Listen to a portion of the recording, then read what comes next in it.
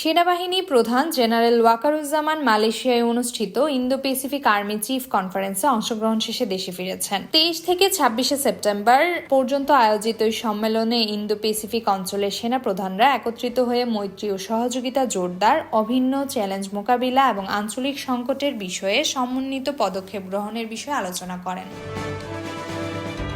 সেনাবাহিনী প্রধান প্রতিযোগিতার বদলে অংশীদারিত্ব ও সহযোগিতার উপর গুরুত্ব আরোপ করেন। তিনি বলেন, মানবিক দৃষ্টিভঙ্গি, পেশাদারিত্ব ও গঠনমূলক সম্পৃক্ততার মাধ্যমে আঞ্চলিক শান্তি ও স্থিতিশীলতার বাংলাদেশ সেনাবাহিনী অঙ্গীকারবদ্ধ।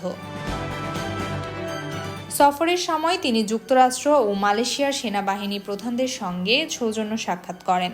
এই বৈঠকে সেনাবাহিনী প্রধান বাংলাদেশের আধুনিকায়ন, সক্ষমতা বৃদ্ধি, পেশাগত উন্নয়ন ও প্রশিক্ষণ, প্রতিরক্ষা প্রযুক্তি হস্তান্তর, রোহিঙ্গা প্রত্যাবর্ষণ এবং আঞ্চলিক ও বৈশ্বিক নিরাপত্তা বিষয়ে সহযোগিতা প্রসঙ্গে আলোচনা করেন।